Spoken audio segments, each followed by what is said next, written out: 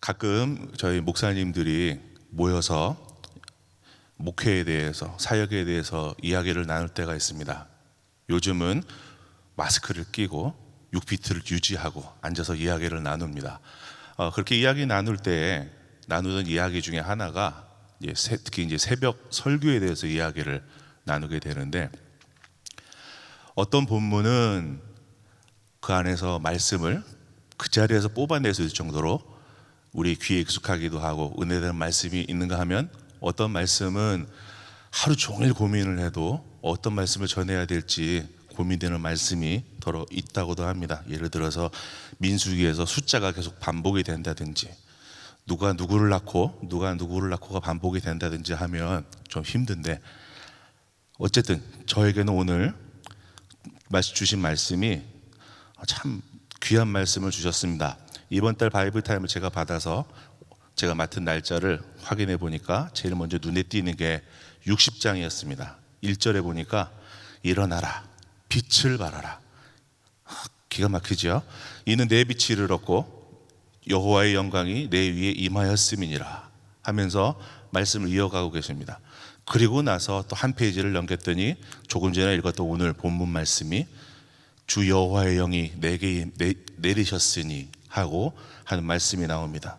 이 말씀을 듣고 읽을 때에 설교가 뭐가 필요할까 싶을 정도로 이 말씀만 몇 번 읽어도 가슴이 먹먹할 정도로 은혜의 말씀이었습니다. 그래서 오늘 말씀을 듣고 우리 함께 읽고 묵상하실 때에 이 말씀 가운데서 나오는 능력이 내 삶의 문제와 기도의 제목들의 응답이 되시기를 주님의 이름으로 축복합니다. 먼저 60장을 잠시 한번 살펴보겠습니다. 조금 전에 읽었던 60장 1절에서 우리 주님은 우리에게 일어나라, 그리고 빛을 발하라 하고 말씀하고 계십니다. 나에게 주어진 환경은 빛을 발하기에 적절한 환경입니까? 아니면 나의 환경은 빛을 발하기에 아직 부족한 점이 많습니까? 제가 어려서부터 신앙생활을 하면서, 사실 신앙생활이라기보다는 교회 생활이죠. 교회 생활을 하면서 참 많은 변명들을 했습니다. 일어나 빛을 발하라 하면은, 학교 다닐 때는 제가 아직 중고등학생밖에 안 되는데 나중에 돈 벌면 그때 빛을 발할게요. 특별히 고3 때는 시험이 코앞인데 빛을 발할 시간이 어디 있습니까? 그러다가 대학생이 되고 나니까 대학생 너무 바쁜데요, 조금 더 지나서 나중에 빛을 발하면 안 될까요? 졸업을 하고 직장을 가지게 되니까, 또 결혼을 하게 되니까, 또 아이가 생기니까 얼마나 많은 변명들이 있든지, 주께서 우리에게 빛을 발하라고 명령하실 때 우리는 그 말씀에 순종하지 못하고 수많은 변명으로 하나님의 사역을, 하나님의 음성을 거절하는 경우가 많습니다. 오늘부터 시작되는 본문 60장에서 마지막 66장까지는 바벨론 포로 시대 이후 예루살렘으로 돌아온 이스라엘에 대한 이사야 선지자의 말씀입니다. 실제 역사를 살펴보면 BC 701년에 아수르의 왕 사네립이 남유다를 침략해서 결국 예루살렘 성만 남게 되었습니다. 이 시대에 이사야가 살았습니다. 그리고 이후에 BC 586년에 이스라엘이 패망했고, 그리고 538년, 그러니까 사네립이 남유다를 침략한 이후 160여 년이 지나고 나서 이스라엘은 하나님의 은혜로 바벨론에서부터 예루살렘으로 돌아오게 됩니다. 그러나 그걸로 모든 환란이 끝나지 않고 많은 민족들의 핍박, 여러 가지 전쟁으로 22년이 더 지나서야 겨우 성전이 재건되었습니다.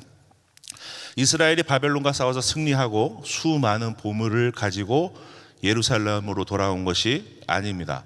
포로 생활을 하다 돌아왔으니까 가진 것도 별로 없고 주변 환경도 그렇게 넉넉하지 않았던 것 같습니다. 이런 어려운 환경 속에서 우리 주님은 이스라엘 백성에게 일어나라, 빛을 발하라 하고 명령하십니다. 네, 알지요 하나님, 일어나야죠. 그런데 뭐가 있어야 일어날 거 아닙니까? 일어나면 뭐 합니까? 내 형편이 그 형편이 아닌데 우리가 뭐라고 누구에게 빛을 전하겠습니까? 라고 우리는 변명할지도 모릅니다.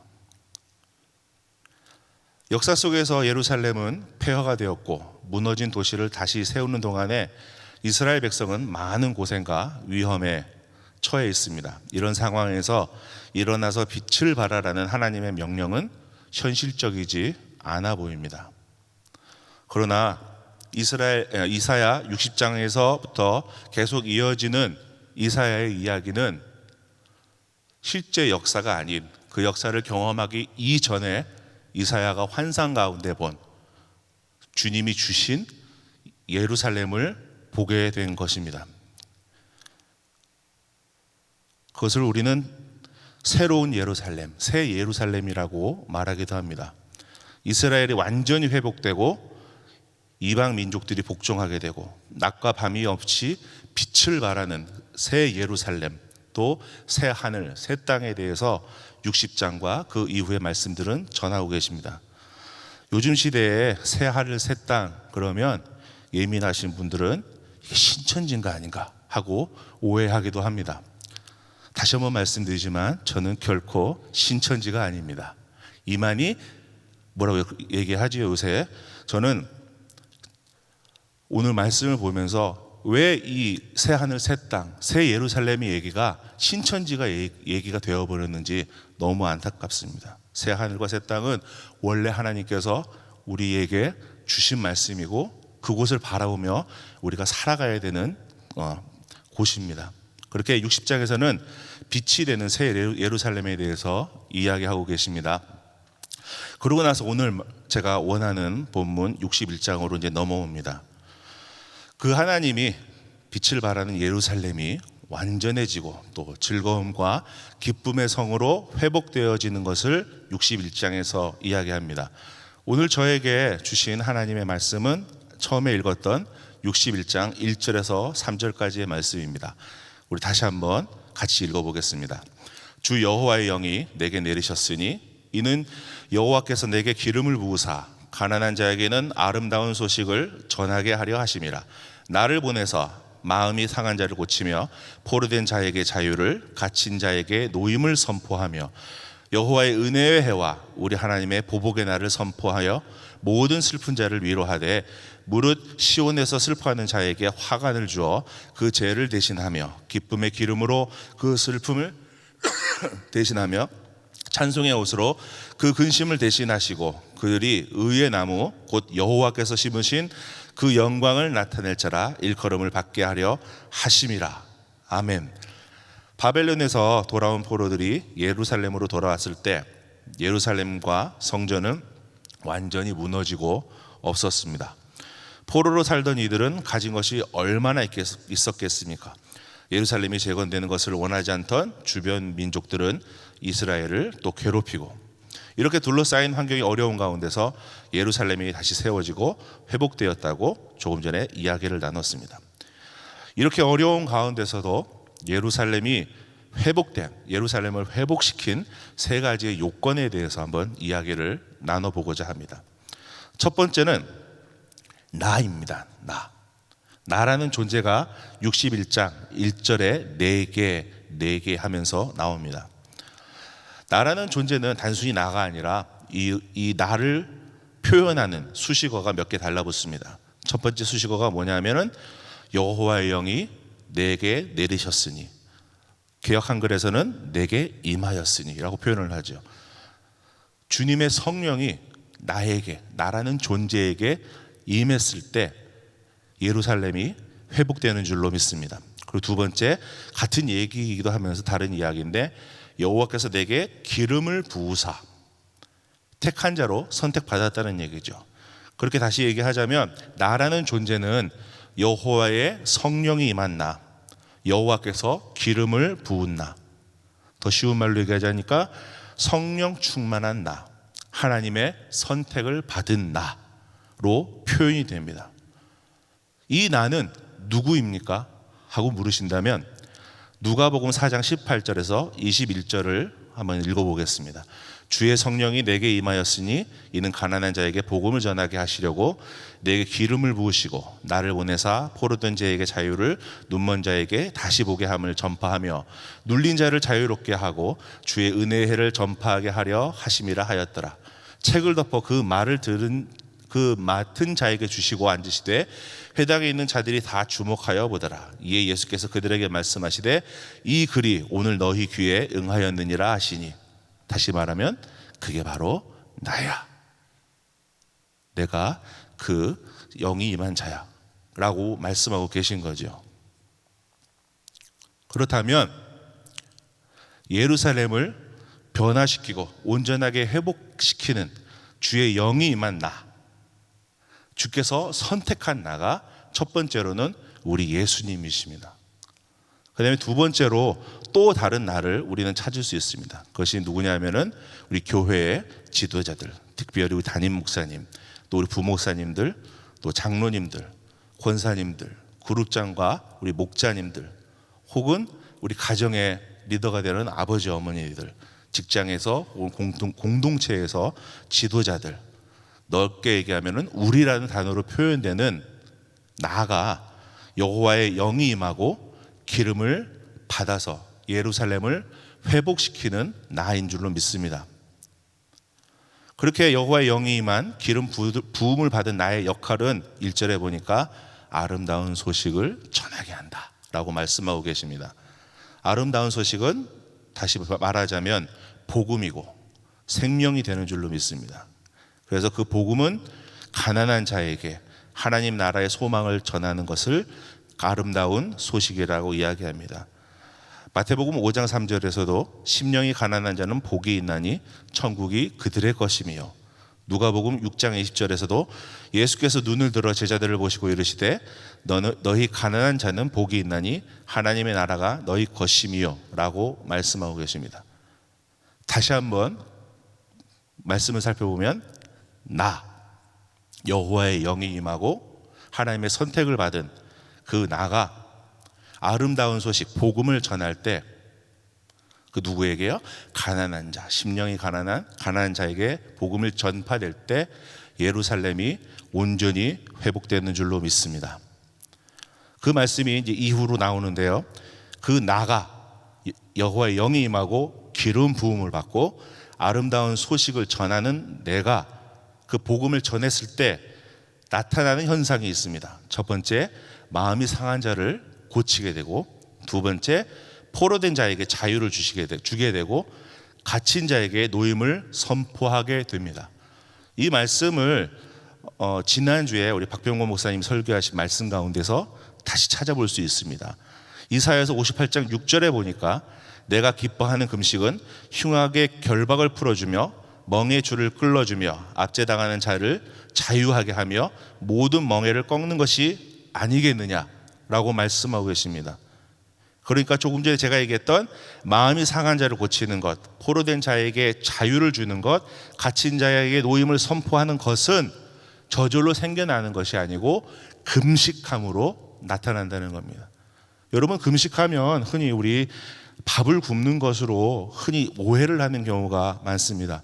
굶는다는 것은 단식이라는 단어를 표현하고 나의 건강을 위해서, 나의 미용을 위해서 하는 거지요. 금식은 그것과 전혀 다릅니다. 금식은 나를 위해 하는 것이 아니고 주님을 위해서, 주의 음성을 듣기 위해서, 내가 밖으로부터 받던 모든 공급을 끊고 오직 주님께서 주시는 그 힘만을 받기 위해서 하는 것이 금식이지요. 금식을 다시 돌려 얘기하면 무엇입니까? 기도하며 하나님의 전적으로 매달리는 것. 그래서 하나님께서 주시는 능력만을 구하는 것이 금식입니다. 그렇다면 마음이 상한 자를 고치고 포로된 자에게 자유를 주고 갇힌 자를 놓이게 하는 그 모든 것들은 하나님 앞에 매달려 기도하며 울부짖는, 하나님의 영이 임하고 기름 부으심을 받고 아름다운 소식을 전하는 자가 말씀을 전할 때 나타나는 현상이라는 겁니다. 또 이후에 나오는 말씀에는 내가 그렇게 말씀을 전파할 때에 슬픈 자가 위로를 받게 되고 슬퍼하는 자가 화관을 얻고 제 대신 기쁨의 기름으로 그 슬픔을 대신하고, 또 슬픔 대신 찬송의 옷으로 근심을 대신하게 된다는 겁니다. 지금까지 얘기했던 이 모든 변화의 공통적인 것은 무엇이냐면 이스라엘이 범죄함으로 무너졌던 예루살렘을 회복시키는 것입니다. 그것이 바로 나입니다. 제가 이게 정리하는 걸 되게 좋아하는데 다시 한번 정리해 보겠습니다. 나는 누구입니까? 여호와의 영이 임하고 또 기름 부음을 받고 아름다운 소식, 복음을 선포하는 내가 주의 명령대로 복음을 선포할 때에 범죄함으로 무너졌던 이스라엘이, 예루살렘이 회복된다는 것입니다. 아멘. 여기서 한번 질문을 해봤으면 좋겠습니다. 나의 힘으로 예루살렘이 회복이 됩니까? 나의 힘이 아닙니다. 절대적으로 나의 힘이 아니고 나에게 임한 여호와의 힘, 나에게 기름을 부으신 여호와의 힘입니다. 그래서 뒤에 나오는 말씀에는 그 결과 그들이 의의 나무라고 일컬음을 받게 된다라는 말씀을 하고 계십니다. 두 번째, 예루살렘을 회복시킨 세 가지 중에 두 번째는 그들, 그 백성들이라고 표현된 성도들이자 예루살렘의 백성들입니다. 61장 4절에 보니까 그들은 오래 황폐하였던 곳을 다시 쌓을 것이며 옛부터 무너진 곳을 다시 일으킬 것이며 황폐한 성읍 곧 대대로 무너져 있던 것을 중수할 것이며 라고 말씀하고 계십니다. 그러면 그 백성들이, 그들이 과연 누군가 하는 질문에 대한 대답은 61장 3절에 보니까 무릇 시온에서 슬퍼하는 자에게 화관을 주어, 또 그 밑에 보니까 그들이 라는 단어로 표현하고 있습니다. 다시 이야기하자면 그들, 그 백성은 누구냐 하면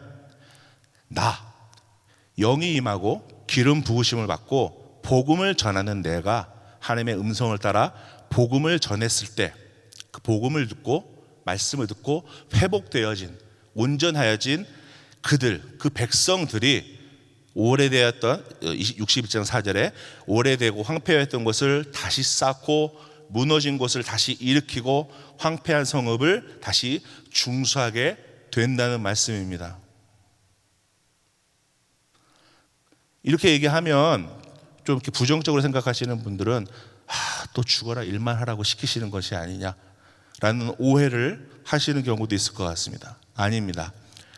무너진 것을, 망가뜨려졌던 것을 모든 환경이 회복되어지는데 그 회복을 우리를 사용하여서, 우리 성도님들을 사용하여서 회복시켜 주신다는 말씀입니다.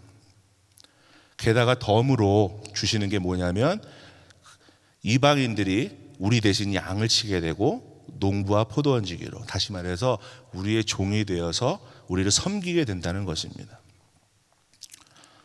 또 주님께서는 오늘 말씀 가운데 그들, 그 백성들에게 어떤 그렇게 회복되어지는 일만 주시는 것이 아니고 이후의 말씀에는 우리의 신분을, 그 백성들의 신분을 회복시켜 주시는데 61장 6절 7절에 보니까 오직 너희는 여호와의 제사장이라 일컬음을 받을 것이라.